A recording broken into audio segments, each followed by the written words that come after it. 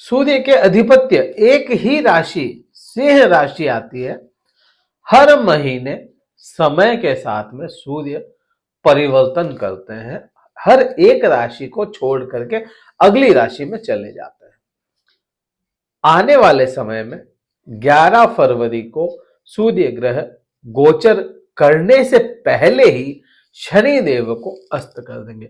सूर्य का गोचर तो 13 तारीख को होगा, लेकिन शनिदेव को अस्त सूर्यदेव 11 तारीख को कर देंगे। अब इस शनि अस्त का सिंह राशि पर क्या प्रभाव आएगा?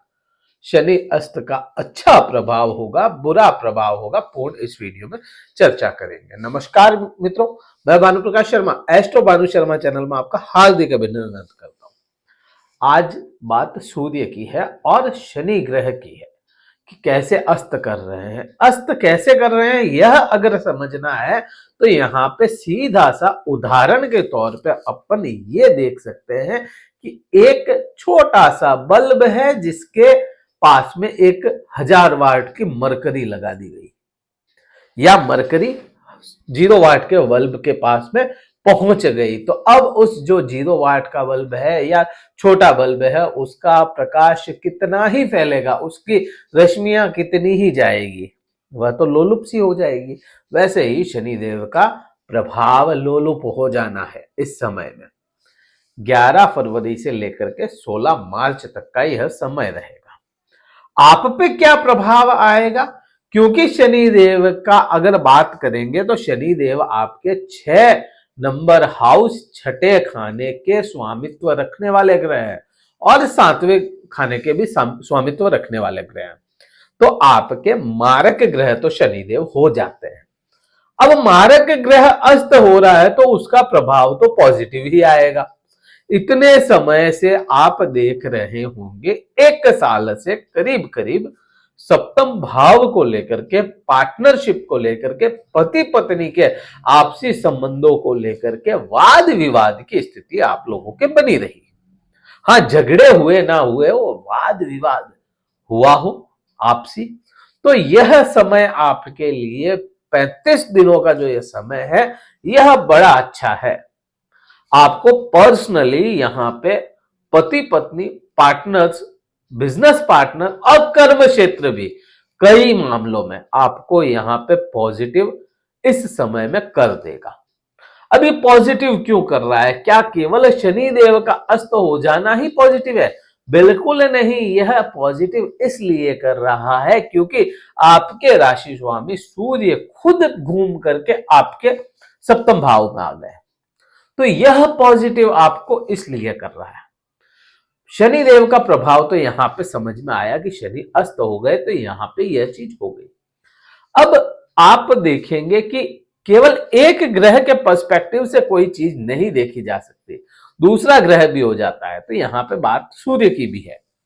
अब शनिदेव के पास में क्या केवल आपका 7वां भाव ही था कि यहीं पे प्रभाव था शनि का? बिल्कुल ये नहीं होता। शनि का या कोई भी ग्रह होगा तो उसकी दृष्टियां बड़ी इंपॉर्टेंट होगी। वह जहां बैठा है वहां पे तो प्रभाव लाएगा, उसके सानिध्य में दूसरे हाउसेज है वहां पे भी प्रभाव लाएगा, लेकिन दृष्टियां बड़ी इंपॉर्टेंट है किसी भी ग्रह की। तो शनि देव को स्पेशल दृष्टि जो मिली है वह मिली है तीसरी दृष्टि और 10वीं दृष्टि। तीसरी दृष्टि जो सबसे नजदीक की दृष्टि है, 10वीं दृष्टि जो सबसे दूर की दृष्टि है, वह भी शनि देव के पास में है। 7वीं दृष्टि सभी की कॉमन है। अब आप इससे शनि की इंपॉर्टेंस का पता लगा सकते हैं। ग्रहों का राजा सूर्य होता है, लेकिन सूर्य के पास में मात्र एक दृष्टि है, 7वीं दृष्टि देखेंगे सूर्य, और कोई दृष्टि नहीं देखेंगे। सूर्य अगर जहां भी बैठे हैं, जैसे यहां आने हैं सूर्य, तो यहां से केवल आपके 7वीं दृष्टि को देखेंगे, दूसरी दृष्टि नहीं है। ग्रहों का राजा है फिर भी, लेकिन शनि को तीसरी दृष्टि भी मिल गई, शनि को 10वीं दृष्टि भी एडिशनल मिल गई। जितना नजदीक उतनी ही दूर तक पकड़ शनि देव रखते हैं। अब तीसरी दृष्टि आपके भाग्य भाव पे शनि देव की थी। सिंह राशि के लिए ना तो 7.5 ना ढैया, फिर भी परेशानियां थी। साढ़े साथी नहीं थी, ढैया नहीं थी, फिर भी परेशानियां थी। सप्तम भाव से परेशान हो रहे थे शनि की वजह से, शनि अपने प्रभाव में थे तो, और आपके भाग्य से भी आप परेशान हो रहे थे, भाग्य साथ नहीं दे पा रहा, क्योंकि शनि का काम है धीरे धीरे चलना, और भाग्य के तो विपरीत चलता है शनि। शनि हमेशा कर्म की ओर अग्रसर करवाएगा, भाग्य के भरोसे नहीं बिठाता।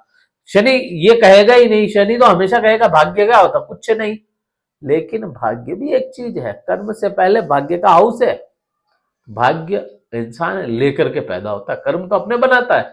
तो यहां पे भाग्य में आपके रोड़े डालने का काम किया शनिदेव ने, और इन 35 दिनों में तो आपका भाग्य आपको साथ देगा, शनि की वजह से या सूर्य की वजह से। वजह क्यों? क्योंकि उसने अस्त कर दिया शनिदेव को, और कोई भी ग्रह अस्त हो गया है तो उसका प्रभाव आप पे पूर्ण नहीं आता। जहां कोई ग्रह प्रभाव 100% ला रहा था, वहां पे अस्त होने के बाद में वह 20% या 25% ज्यादा ही पावर में है आपके लग्न चार्ट में, तो 35% तक दे देगा प्रभाव, लेकिन उससे ज्यादा नहीं दे पाता। और वही शनि आपके भाग्य भाव पे कर रहा है। शनि यहां पे भाग्य को उदित कर देगा, एक तरह से कह सकते हैं कि भाग्य का साथ मिलना, पिता के साथ में संबंध अच्छे करवाएगा शनि। अगला प्रभाव क्या आएगा, आपके खुद पे आना है इसका, क्योंकि 7वीं दृष्टि में आपके खुद के ऊपर आ जाती है, आपके लग्न पे। लग्न क्या है? मैं खुद। लग्न क्या है? मेरा व्यवहार। लग्न क्या है? मेरा आकार। लग्न क्या है? मेरी सोच। सब कुछ लग्न आप खुद है, मैं हूं लग्न। मेरा अगर मैं देखूंगा तो लग्न से ही मेरा पता चलेगा, आपका आप देखेंगे लग्न से पता चलेगा, जो राशि हो गई यहां पे। अब यहां पे शनि की दृष्टि की वजह से आलस्य बुरी तरह से होना, पांव में परेशानियां होना, क्योंकि शनि खुद धीरे चलता है, तो जिसके ऊपर दृष्टि डालेगा उसको स्लो कर देगा। तो आपको स्लो कर दिया, बात करने में स्लो कर देना, जहां बहुत फास्ट बोलने वाले थे वहां पे धीरे धीरे बोलना शुरू कर दिया हो। स्पाइनल कॉर्ड में परेशानियां कर देना, रीढ़ की हड्डी में, तो यह भी एक सिम्टम होता है शनि का, बहुत मेजर सिम्टम है। आजकल लोग स्पाइनल कॉर्ड से ज्यादा परेशान हो रहे हैं, तो उनका शनि खराब हो रहा है, क्योंकि शॉर्टकट चाहता है हर आदमी, और शनि शॉर्टकट को बिल्कुल भी पसंद नहीं करता। इस वजह से यह चीज होती है लोगों के साथ में। तो यहाँ पे आपका सीधी, अगर ये थोड़ा आउट ऑफ वे चलेगा, फिर भी यहाँ पे बात करें कि शरीर का क्या प्रभाव होगा अस्त होने के बाद में, तो वह होगा आपके खुद के अंदर का जो आलस है, आपके खुद के अंदर का जो व्यवहार है, उसमें निखार आए। और क्योंकि सूर्य खुद देखेगा यहाँ पे खुद की दृष्टि से खुद की राशि को, तो यहाँ पे ऊर्जा तो लेकर के आएगा ही सही। अब कोई आलसी है, कोई बैठा पड़ा है, उसके अंदर एकदम से ऊर्जा आ गई, संचार हुआ, तो वह अपने काम भी करेगा। वैसे ही सेम यहाँ पे आपको आंतरिक ऊर्जा, व्यवहार में, बोली में, आपके मन में, हर चीज में यहाँ पे ऊर्जा का संचार शनि और सूर्य करके देंगे। यहां तक अपने को क्लियर मेरे हिसाब से समझ में आ गया। अगला प्रभाव क्या आएगा? शनि का अगला प्रभाव 10वीं दृष्टि पे है, और वह अस्त होकर के आपके सुखों में वृद्धि करवाने का काम करेगा। अब यहां पे देखें कि तीसरी दृष्टि में मंगल के अधीन था, तीसरा घर जो है, तीसरी दृष्टि जो है, या आपका नवा भाव है जो मंगल के अधीन है, और मंगल अपनी उच्च अवस्था में है। तो भाग्य का साथ इस समय में ये भी हो गया कि शनि अस्त हो गया सूर्य की वजह से, और मंगल भी उच्च स्थान में बैठे हैं अभी, तो उच्च स्थान में होने की वजह से यहां पे भी आपको सुधार देखने को मिलेगा। मंगल का भी हो गया, शनि का भी हो गया, डबल सपोर्ट मिल गया। और यहां पर भी देखेंगे तो मंगल उच्च का है, और यहां ये भाव भी मंगल को मिला, तो यहां पर भी शनि अस्त होने की वजह से, मंगल उच्च होने की वजह से सुखों में वृद्धि करवा देगा ये। अब भौतिक सुख सबके अलग अलग है, सबके सुखों के पैमाने अलग है, कोई दे के खुश होता है, कोई लेके खुश होता है, कोई आराम करके खुश होता है, तो वो सभी चीजें आप अपने हिसाब से पैमाने सेट कर सकते हैं। तो यहां पे सुखों में वृद्धि करवाने का काम करेगा। शनि का एक प्रभाव और आएगा, यहां पे 3 दृष्टियां तो खत्म हो गई, लेकिन एक प्रभाव और आएगा, वह होगा छठे भाव से। छठे भाव से क्यों? क्योंकि यहां पर भी आप देखें शनि को ही मिला ये हाउस, और ये शनि के अधीन है, और यहीं पर मंगल है ना, मंगल उच्च भी यहीं पर हुए हैं। मंगल का उच्चतम स्थान भी यही होता है, तो यहीं पर मंगल उच्च के हुए हैं पिछले 5 तारीख को। तो यह मंगल उच्च के यहाँ पे हो गए, तो यहाँ पे उच्च का प्रभाव आ जाएगा और शनि अस्त का प्रभाव आ जाएगा। सेम यहाँ पर आपको जॉब में, आपको करियर में, आपको यहाँ कहूं कि आपके रोग में, ऋणों में, शत्रुता में, यहाँ पे पूर्ण विजय का काम करवाएगा। तो ये पूरा वृतांत ऐसा इस महीने या इस 35 दिनों के अंदर यह रहना है। लगभग 1 महीने का समय हो गया, 35 दिनों का समय है, तो ये रहना है। उपाय क्या करें कि आपके लिए यह समय और ज्यादा पॉजिटिव हो? आप सूर्य को जल अर्पण करें गायत्री मंत्र के साथ में। गायत्री मंत्र जाप करते हुए सूर्य को जल अर्पण करें। आपके लिए अति उत्तम समय निकल करके आएगा। हनुमान मंदिर में आप 1 गुलाब का पुष्प अर्पित कराएं, अति उत्तम है। इस वीडियो में यही बात थी।